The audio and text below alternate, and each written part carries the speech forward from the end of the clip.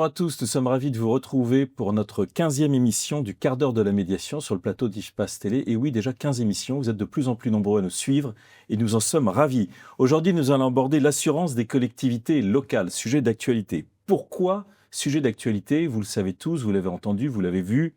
Le 14 avril dernier, le Premier ministre François Bayrou, lors du Roquelaure de l'assurabilité des territoires, où étaient d'ailleurs présents d'autres ministres, comme le ministre Rebsamen, qui est en charge de l'aménagement du territoire, et le ministre Éric Lombard, que nous connaissons bien dans le secteur de l'assurance, il a été annoncé la création de Collective Assure. Qu'est-ce que Collective Assure? De quoi parle-t-on?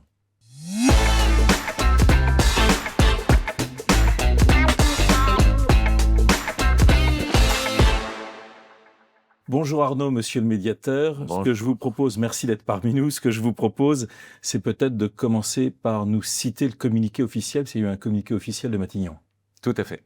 Donc, ce communiqué annonce la création de Collective Assure et on dit que c'est une cellule d'accompagnement et d'orientation conçue comme le point d'entrée des collectivités rencontrant des difficultés à trouver une offre d'assurance. Cette cellule est placée auprès de moi, indépendamment de la médiation de l'assurance, et elle aura pour but de répondre aux collectivités, instruire les dossiers signalés par les associations d'élus, et donc pourront s'adresser à cette cellule les collectivités n'étant pas parvenues à trouver de solutions d'assurance ou rencontrant des difficultés majeures avec leur assureur sans réponse satisfaisante. Alors c'est un communiqué long, mais on va rentrer dans le détail. J'imagine que ça a été négocié ligne à ligne entre le gouvernement et les assureurs. Oui, j'étais pas au milieu, mais oui, on peut imaginer.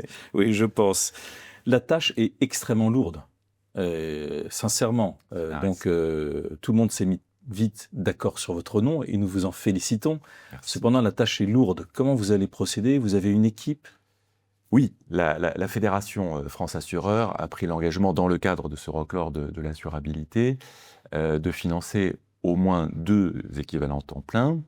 En pratique, il y a 4 consultants seniors qui ont été retenus. Donc, bien sûr, quand les élus locaux vont appeler, donc, il y a des gens seniors qui vont être capables de prendre les appels et de leur parler, de comprendre la difficulté et d'explorer avec eux les solutions possibles. Donc, ce Collective Assure, il y aura un site internet dédié pour faciliter les choses. Il y aura sur ce site internet des fiches pédagogiques. Voilà, les choses vont s'organiser, et en fait commencent dès maintenant. C'est suffisant, Arnaud, sincèrement, à la veille des élections municipales au printemps prochain? On imagine que ce sujet va être politique, d'actualité, sur le devant de la scène. Comment vous voyez ça? Alors, il faudra une mobilisation collective. La cellule, quelques consultants, nous adapterons naturellement le calibrage de l'équipe au volume des appels, mais il ne s'agit pas de rester juste avec cette petite cellule d'accompagnement. Il faut naturellement un effort collectif. Il y a tout un écosystème. Moi, j'ai découvert ça ces dernières semaines. Vous avez des syndicats des risques managers des collectivités locales, vous avez bien sûr les courtiers et leurs associations, vous avez des agents généraux et leurs associations, vous avez des associations de maires et d'élus des villes rurales, des petites villes, France urbaine. Vous n'êtes pas seul, vous appuyez sur l'ensemble des parties prenantes, mais j'insiste, je rappelle aux téléspectateurs, pour ceux qui n'ont pas suivi le sujet, c'est une association distincte. Oui. Et donc, vous ne vous appuierez pas sur les équipes qui sont bien plus nombreuses de la médiation. Non. Les équipes de la médiation de l'assurance sont avant tout dédiées aux particuliers, aux individus, également aux PME, mais dans 95% des cas, c'est les particuliers. Donc, non, Collective Assure sera une cellule distincte. Il faudra l'implication de l'État également. En tout premier lieu. Les préfets vont constituer des cellules départementales. Et bien sûr, nous informerons l'État, via le ministère de l'Aménagement du Territoire, des communes qui font appel à nous, et pour qu'on essaie de trouver une réponse au plus près du terrain, avec les courtiers, les agents généraux, les consultants qui sont proches de la commune. D'accord, sachant que vous n'avez pas d'obligation de résultat. Je pense que c'est plutôt une obligation de moyens, de mobilisation collective. Heureusement pour vous. Non, de résultats. Ce qu'il faut qu'on comprenne, c'est la première le premier des sujets, c'est pourquoi les assureurs ont peu d'appétit pour ces communes. Et en fonction de ça, on pourra voir si une solution d'assurance peut être trouvée ou pas. C'est passionnant. Je vous propose de rentrer dans le détail et de rentrer dans le détail des 4 missions de cette structure collective Assure.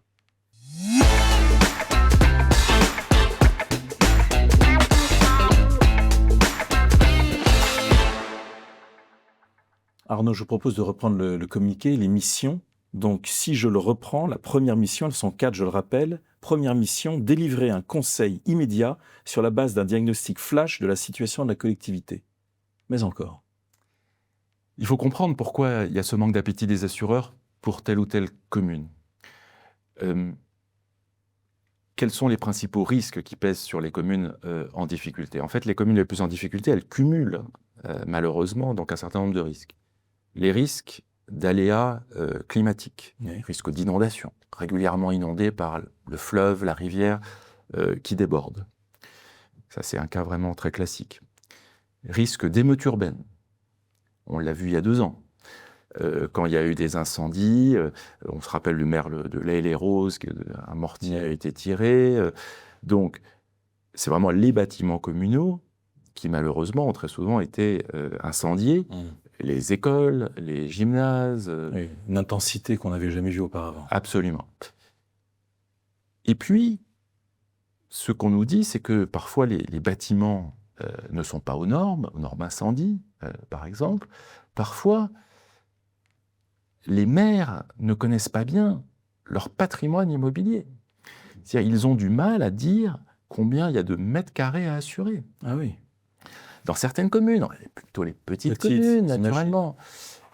Mais du coup, effectivement, la tâche pour les assureurs peut être très difficile si le maire ne connaît pas très bien le patrimoine à assurer, si certains bâtiments ne sont pas aux normes incendie, bon, bah là, quand même, l'assureur peut dire, écoutez, moi, si le bâtiment n'est pas aux normes incendie, je vais quand même avoir du mal à vous assurer. Et puis, si pèsent des risques d'aléas naturels et des risques d'émeutes urbaines. Enfin, c'est quand même une tâche extrêmement lourde, parce que les mairies, les petites, on sait tous que le maire a parfois une assistante, une secrétaire, il y a pas d'équipe, donc la tâche est extrêmement complexe, on sait que les budgets vont en se réduisant, Ouais. et en face, la difficulté que vous avez, c'est qu'à notre connaissance, il n'y a que 2 acteurs majeurs, Oui. qui sont Groupama Oui. et Maïf SMAC sur ce dossier. Donc comment vous allez opérer?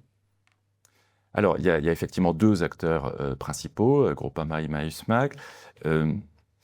Pourquoi seulement 2 acteurs? Parce que tout le monde convient qu'il y a eu une sous-tarification ces dernières années.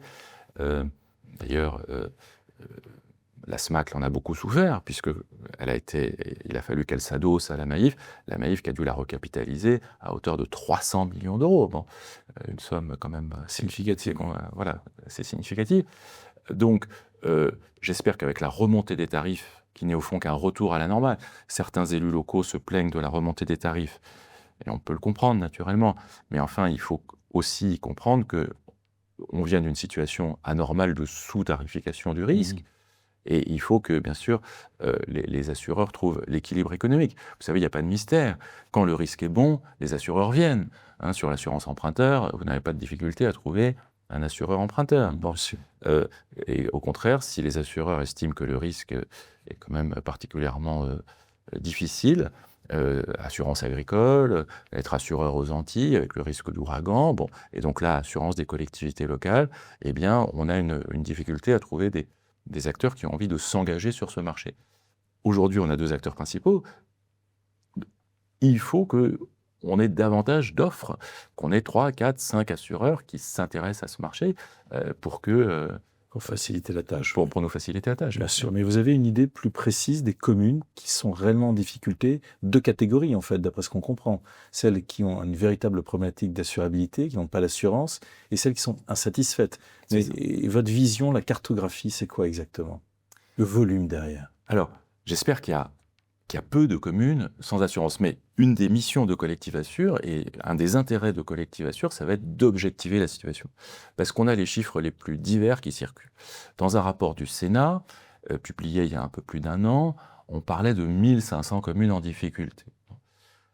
Le sentiment, c'est qu'il y a quand même, j'espère que des communes sans assurance, il y en a peu. J'espère qu'il n'y en a pas plus que quelques dizaines. Donc, voilà, il faut qualifier les communes sans assurance. Elles feront l'objet de ce parcours d'urgence, parce que vraiment, là, il y a urgence. Les communes insatisfaites qui disent, et on peut le comprendre, mon assurance est trop chère, la franchise est trop élevée. Voilà. Bon. Là, c'est plutôt le parcours sécurisation, c'est-à-dire accompagnement dans le temps. Qu'est-ce qu'on peut faire? Vous avez trouvé une assurance, vous trouvez que la franchise est trop élevée. Qu'est-ce qu'on peut faire pour rassurer les assureurs, voilà, et que les niveaux de franchise deviennent plus acceptables à vos yeux. De ce que l'on me dit, j'ai l'impression que les communes les plus en difficulté, ce seront les communes de 10 à 20 000 habitants. Bien sûr, il peut y avoir aussi des petites communes de 2-3 000 habitants en difficulté.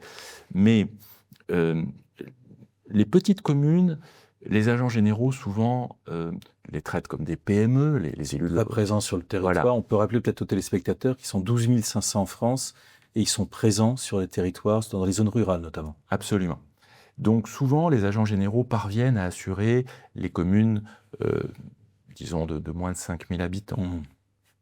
Les grandes villes, Paris, Lyon, Marseille, il n'y a pas de souci, il y a de l'argent, il y a du staff technique, les grandes villes parviennent à s'assurer.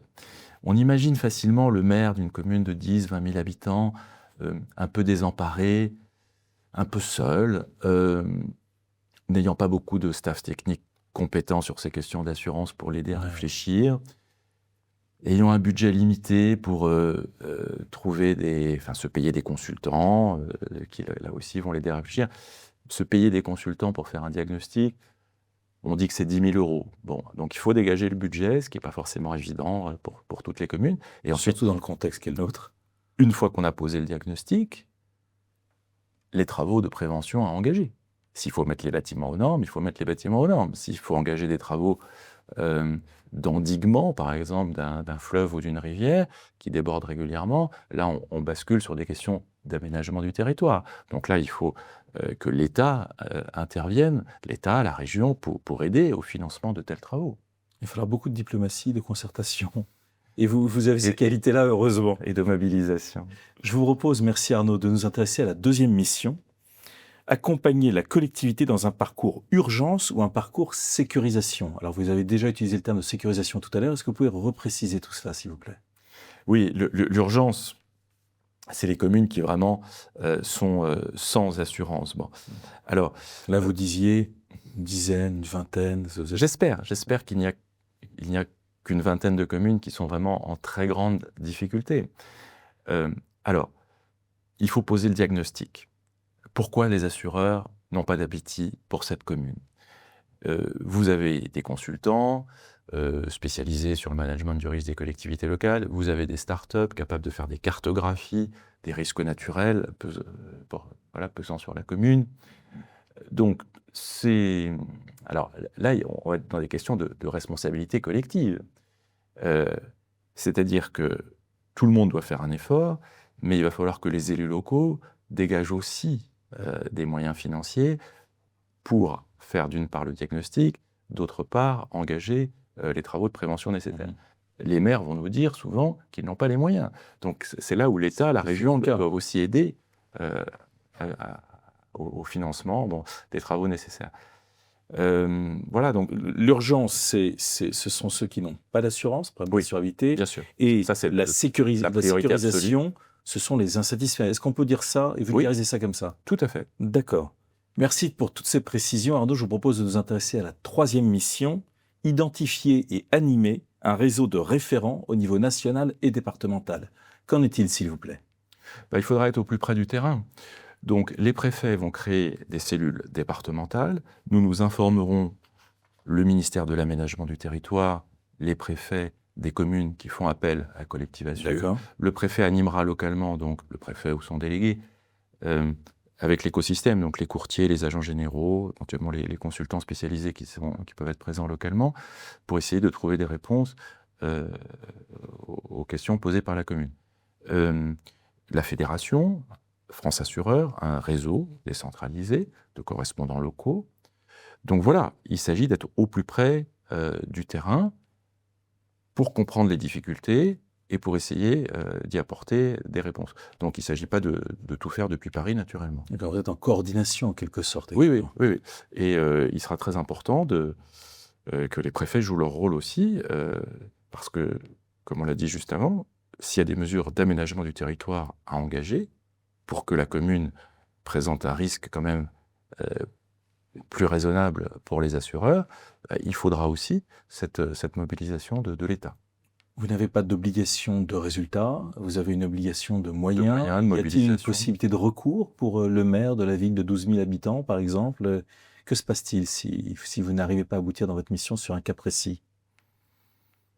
Il n'est pas impossible d'envisager qu'on n'y arrive pas. C'est-à-dire que les communes qui aujourd'hui ne trouvent pas d'assurance accumulent malheureusement les difficultés.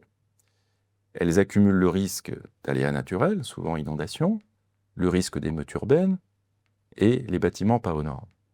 Alors, il y a des sujets sur lesquels il doit être relativement facile de trouver des solutions. Sur le fait de mettre les bâtiments aux normes, je pense que quand même, on va arriver à trouver les financements nécessaires pour ce faire. Bon. Les risques d'aléas naturels, s'ils sont clairement identifiés, ça pose des questions d'aménagement du territoire. Est-ce qu'on arrive à dégager les budgets? Bon. Il y a le fonds Barnier. Bon. Largement insuffisant. Largement insuffisant. Mais bon, est-ce qu'on arrive à dégager les budgets nécessaires? Quant au risque d'émeutes urbaines, la prévention n'est pas évidente. On a tous en tête les images d'il y a 2 ans. Voilà. Donc, c'est notre capacité à essayer de réduire ces différents risques et à faire en sorte que les assureurs soient prêts davantage à les assumer, avec la tarification adaptée, naturellement. Il ne s'agit pas d'être dans la démagogie, il faut que les assureurs atteignent l'équilibre économique. Pour qu'il y ait plus d'acteurs et plus de perspectives. Absolument. Merci Arnaud. Alors la 4e et dernière mission, évaluer le niveau d'assurabilité des collectivités, fonction d'observatoire en quelque sorte, par la production d'un rapport annuel et le partage des bonnes pratiques. Ça permettra de savoir si Collective Assure est nécessaire dans la durée ou non. Peut-être qu'au bout... Ça peut être une mission temporaire. Peut-être qu'au bout de 2 ans, on dira on n'a plus besoin de Collective Assure. Bon, il s'agit d'objectiver les choses par catégorie. Combien de communes sont vraiment sans assurance? Combien de communes expriment leur insatisfaction pour des franchises trop élevées, un coût de l'assurance trop élevé? Quels sont, donc un point de vue quantitatif, un point de vue qualitatif, quelles sont les difficultés rencontrées par les communes? Pourquoi donc ce manque d'intérêt, ce manque d'appétit? Aussi, est-ce que les élus sont prêts donc à engager des travaux de prévention ou à renoncer à l'assurance pour certains des bâtiments de leur patrimoine municipal? Faut-il tout assurer? Ça sera aussi une des questions. Faut-il assurer l'église du village? Faut-il assurer les abribus? Pour réduire la facture d'assurance, les communes qui se plaignent que le coût de l'assurance est trop élevé, que la franchise est trop élevée, peut-être faut-il accepter de ne pas assurer tous les bâtiments communaux, seulement certains d'entre eux, de façon à réduire le coût de l'assurance ou les niveaux de franchise. Vous avez tout ça, c'est quand même un travail de coordination, d'analyse, oui. Un travail de prévention, de politique de prévention. La tâche est quand même très large. Oui. Sur le fait que ce soit temporaire, permettez-moi d'être un peu dubitatif. En tout cas, c'est un temporaire qui va durer dans le temps.